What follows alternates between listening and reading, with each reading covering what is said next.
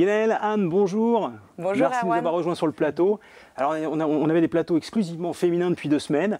Et là, c'est moi qui ai de la chance. Je suis particulièrement bien entouré. Merci beaucoup d'être avec moi.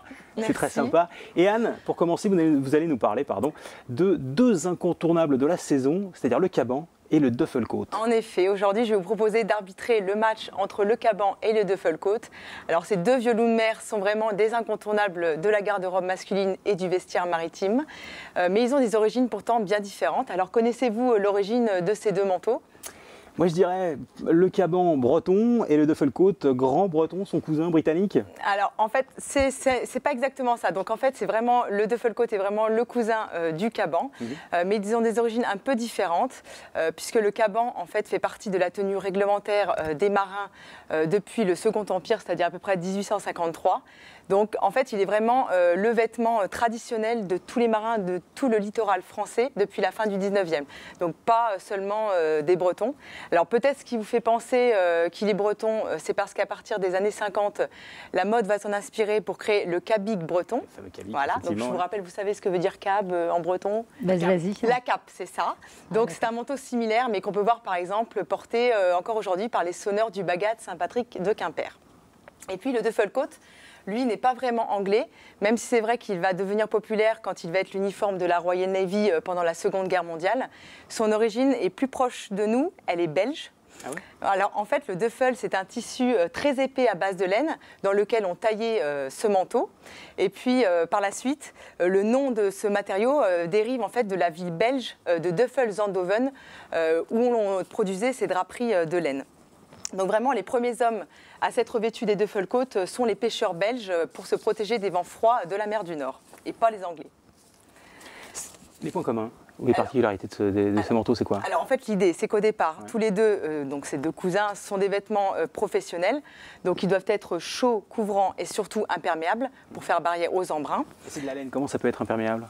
Justement, en fait, les marins vont eux-mêmes fabriquer leur caban. Enfin, ils vont vraiment réussir à le rendre imperméable en préparant un mélange à base de suif, de goudron et d'huile de térébenthine. Donc, Erwan, je vais te demander d'essayer le caban que j'ai emmené pour toi. Avec plaisir. Comme ça, on va voir un petit peu comment tu peux le porter et comment on peut le décrire. Donc, en fait, c'est un manteau assez court, vous voyez, au large col, Trop bien, hein. et aux poches en biais sur la poitrine. Donc voilà, tu peux mettre les mains dedans, tu verras, tu pourras bien les garder bien au chaud. Il y a un double boutonnage orné d'encre marine sur ton caban. Magnifique. Donc ce qui permet en fait que le vent ne s'engouffre pas dans l'ouverture de la veste. Là, en le fermant comme ça. Voilà. C'est ça. Voilà, le vent ne rentre pas. Voilà, c'est pour ça qu'il y a un double boutonnage. Ouais, effectivement. Donc voilà, la couleur traditionnelle du caban, c'est souvent des couleurs foncées, donc bleu marine ou noir comme tu portes aujourd'hui. Et puis le Duffelcoat, donc qui est bleu marine, lui, tu peux l'essayer aussi. Lui, il est plus couvrant car il est 3/4, il est plus long. Il est doté en plus d'une capuche, donc comme ça couvre bien aussi la tête et la nuque. La capuche. Voilà. Un petit peu chaperon rouge, enfin bleu. Bleu, voilà. Et alors on peut le reconnaître assez facilement, ce Duffelcoat, et le distinguer du caban grâce à ces 2 grandes poches qui vont être plaquées sur le devant. Voilà. Et surtout grâce à ces attaches un peu spéciales, donc on appelle des Brandenburg, en référence à une ville allemande parce qu'elles sont inspirées de celles de l'armée prussienne. Et pour la petite histoire, en fait, ces attaches ont été conçues de sorte à ce que les marins puissent ouvrir et fermer leur manteau sans avoir à ôter leurs gros gants. Donc comme ça, voilà, les grosses moufles, on peut le faire. Voilà, c'est le côté assez pratique. Les gros doigts, c'est ok, quoi, franchement. Voilà.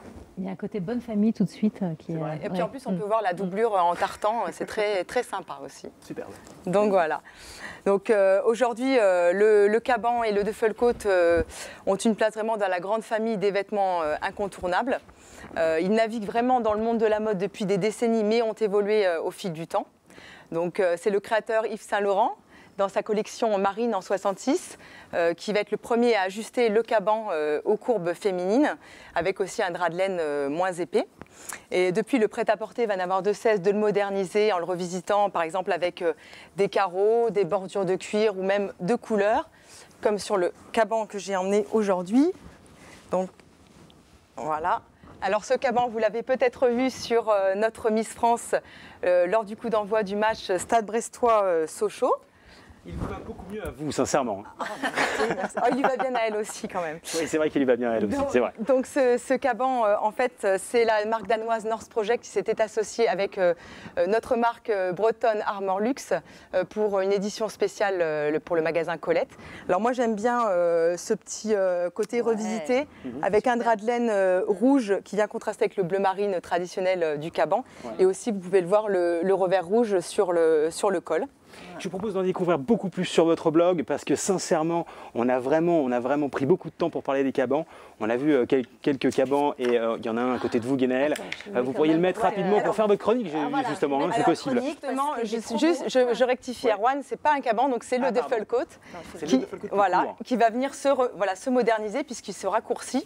Et en plus de ça, on a changé la matière traditionnelle qui est souvent le drap de laine pour une imitation peau de mouton retournée. Donc c'est vrai que c'est un petit côté relooké, assez sympa du Duffelcoat. C'est assez sympa, et puis le Duffelcoat, moi j'aime bien aussi, alors je le garde.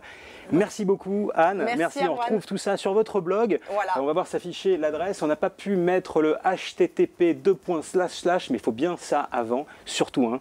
Mais c'est pas possible, on ne peut pas le mettre malheureusement. Non, mais il y aura plein d'autres photos de tous ces manteaux. Et on peut voir tout ça dès ce soir, dès aujourd'hui. Hein. Dès ce soir, ça sera posté. Parfait.